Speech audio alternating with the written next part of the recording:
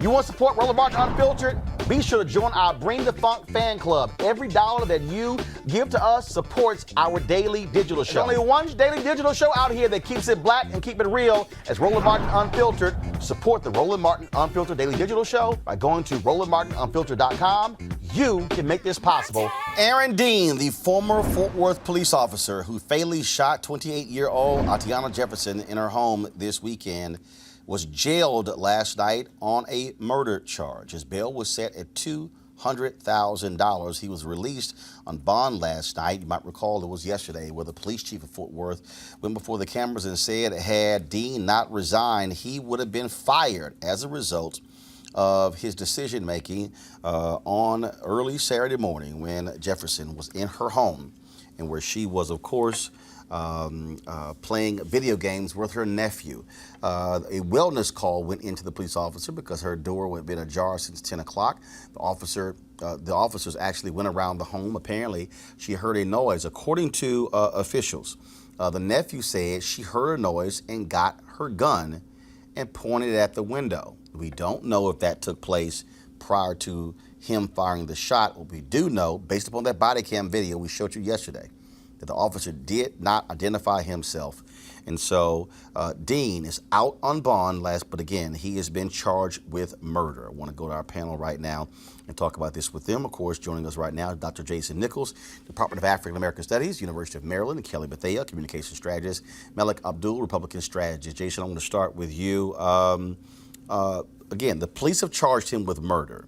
Doesn't mean that will actually be the grand jury will indict him on that. Also, no word when the Tarrant County DA is going to take this to the grand jury. But certainly, Fort Worth has moved a lot faster than other jurisdictions in similar cases.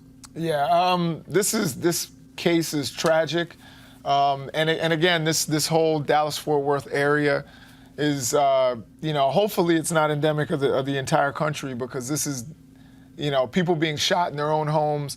And I'm assuming that her gun was, a legal firearm, which she had every right. Well, first of all, yesterday news conference, the mayor made it perfectly clear that it was inexcusable when the police put out that a gun was recovered. She said that meant nothing to this case. She had absolute right to be able to have the weapon in her home. So it had no bearing whatsoever. And that was the mayor yesterday when she went before the cameras. Right, yeah. So I think, hopefully that justice will be done in this case.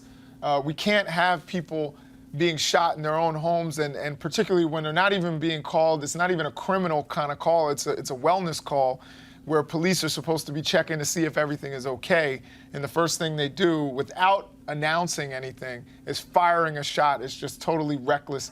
How he even had his gun drawn at that point, I think is suspect in and of itself. This, of course, folks, if you go to my iPad, please, this is the front page of the Fort Worth Star-Telegram, and you see there, murder warrant for ex-officer says victim was holding gun. Well, that's legal in Texas. Folks, in Texas, a homeowner has a right to defend their property. And so the fact that she was holding a gun, pointing it at the window when the officer fired is irrelevant, Kelly, because in Texas, that, again, is legal. What we do know with that body cam video is that the officer, he was shining the light into her home. He never identified himself. Not one time did he yell, police, put the weapon down. He just simply yelled, put the weapon down, fired within 6 seconds. It's just, I'm really upset about it. It's hard for me to talk regarding this because it's unfortunately nothing that we haven't heard before. It's just a rinse and repeat of cops not being able to value Black lives. Like, it makes no sense to me. First of all, the fact that he didn't even knock on the front door, from my understanding, he went around the back, which is why she was even at her bedroom window in the first place. If this is a wellness check, you knock on the door. You check on the person. You don't scope out the premises acting like somebody's in the house who's not supposed to be there. The fact that she had a gun, like you said, is irrelevant because in Texas, you are allowed to defend yourself in your house with a gun. The fact that people don't, like police officers don't think that Black people can have guns. this was just wholly unnecessary. Melik, Jim Lane, who is the defense attorney for Dean, former city councilman there in Fort Worth, said that he and his client had no comment at all. But again, the thing that is, I mean, and I will give them credit, is that the city of Fort Worth did not do what many other jurisdictions have done. Did not immediately try to play a game of trying to cover it up, of trying to defend the police officer. What you have not seen, you have not, unlike what you see in New York, you have not seen the police union come out blasting folks left and right. You haven't seen any of that. They understood that this officer screwed up all across the board. And you heard the chief yesterday say, had he not resigned, I would have fired him. Mm-hmm. This is a much more clear-cut case than anything that we've seen before, and we have the body cam evidence to actually prove that. When I first saw it yesterday and I was watching him, and I don't know what the protocol is, but when I was watching him go through the back gate of the home, looking around the side of the home, you know, I didn't know if that's something that's standard practice when you don't even announce yourself at the door. Like, you go to the back of the house forget the front door, you just decide to go to the back of the house. But I do believe that this was a much more clear-cut case and easier to grasp than probably any other case that I've seen, because we're watching him. And when I saw it initially, it reminded me of the speed in which she was killed reminded me of Tamir Rice. Mm-hmm. When the officers arrived at the scene, and probably by the time I finished this sentence, he was already dead. Mm-hmm. And so this is another example of that. And I think that the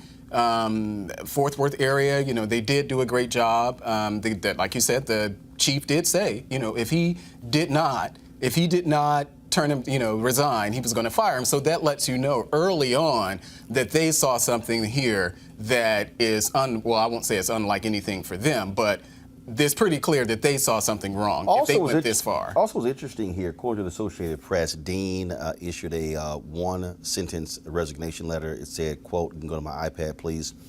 Effective immediately, I am tendering my resignation from the Fort Worth Police Department. This is a story in the Fort Worth Star-Telegram. But the letter was not released by the Fort Worth Police Union. The letter was released by the State Police Union, the Combined Law Enforcement Association of Texas, also known as CLEAT. And according to this Star-Telegram story, the group's executive director, Charlie Wilkinson, said an attorney will be provided for Dean with financial support from the union. Now, is that? I don't know if that's standard. Right. That may be standard. No. Normally, when you have these cases, the local union, the local police department union, that's typically who you see responding. We've seen that in Baltimore. We've seen it in New York and other places. The fact that the Fort Worth Police Union did not respond to any of this, but the state union did. I still think is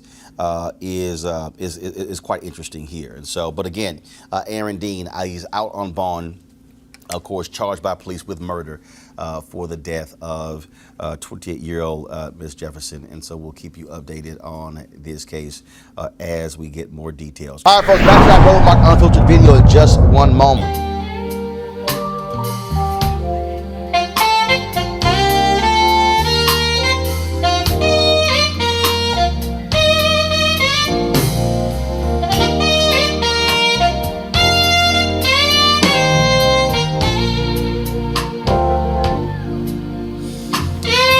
Folks, Life Luxe Jazz Experience taking place in Cabo, November 7th through the 11th. Of course, if you want to attend, go to lifeluxejazz.com, LIFELUXEJAZZ.com. But if you cannot be in Cabo for those 4 days, 14 different amazing artists, then of course you could live stream it. Get your live stream pass at gfntv.com. That's gfntv.com. As I said, amazing artists: Gerald Albright, Alice Bouillon, Kirk Whalum, Donna McClurkin, Shalia, Roy Ayers. Man, it's going to be an unbelievable 3-day extravaganza. And so look forward to you participating. And again, get your live streaming pass to cover those 3 days, all 14 concerts. You'll be able to watch right here on your phone, on your iPad, computer. Does not matter. Go to gfntv.com. That's gfntv.com to get your live stream pass. Now back to your Roland Martin Unfiltered video.